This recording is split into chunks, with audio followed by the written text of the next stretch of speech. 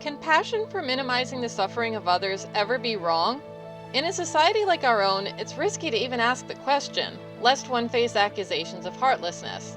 And yet, reckless compassion imposes a severe cost. Excessive emphasis on the misery of others can become so overwhelming that it undermines one's capacity to see and appreciate the good things in life. When taken to its logical extreme, this shift in attitude may even transform an earnest do-gooder into a scourge on the world. This dynamic, I would argue, manifests perfectly in the fall of Arden Lucis Caelum.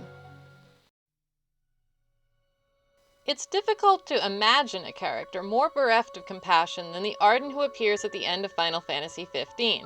He's bitter and spiteful and cruel, intent on vengeance against all of existence. And yet, the Arden we met at the start of episode Arden Prologue demonstrated a wholehearted commitment to alleviating the suffering of others.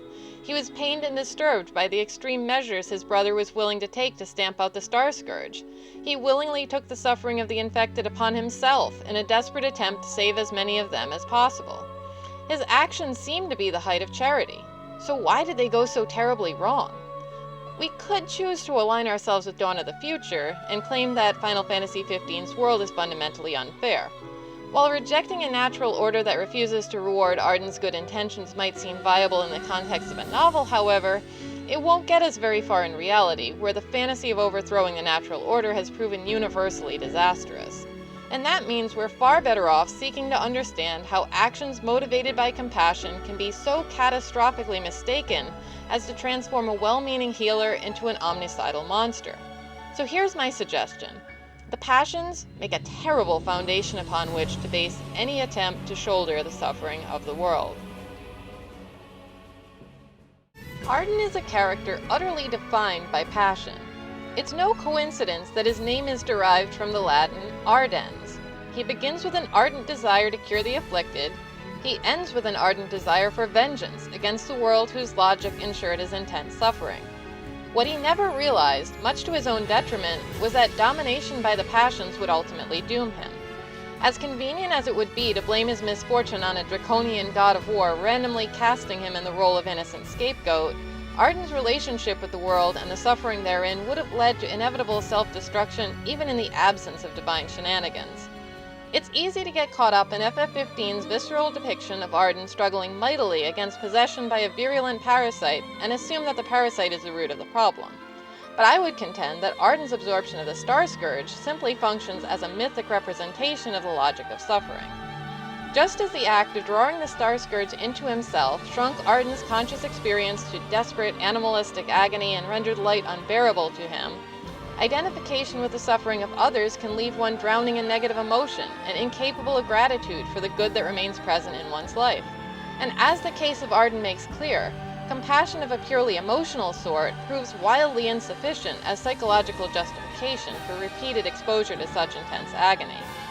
Arden's naive compassion, in other words, was always unsustainable. Without a transcendent touchpoint to justify the pain, he would have found himself with no way to cleanse himself of the rage against existence that pain was bound to trigger, regardless of the mechanics of his Star Scourge absorption ability. Arden was not corrupted in spite of his tenderness then, but because of it. His collapse into bitterness and failure was inevitable. The additional complications presented by the presence of the Star Scourge merely rendered that collapse more spectacular. Anyone with eyes to see could recognize that it was only a matter of time before the weight of collective suffering overwhelmed him and undermined his physical integrity. And yet, the corruption of his body proved the least of his problems. As his single-minded passion metastasized, it destroyed his personal relationships, ultimately inflicting a degree of direct personal suffering so extreme that it warped his very mind. Turned in on itself, his tenderness mutated into bitterness as he drowned in the darkness of a world of ceaseless pain. With nothing left to save, Arden's desire to alleviate the world's suffering gave way to a desire to burn it all down. In the end, Arden's compassion destroys him. He rages against the heavens and seeks to overthrow the stars because he hates suffering. He loses faith in existence and seeks universal annihilation, not due to any innate cruelty, but out of an excess of empathy. What should we as men and women of the 21st century make of Arden's downfall? Honestly, I think it should terrify us. Our society places an incredibly high value on empathy, not just in the sense of practically recognizing and responding to the suffering of others, but actively seeking to experience their emotions alongside them. It also tends to treat the optimization of emotional states, maximizing pleasure and minimizing pain, as ends in and of themselves.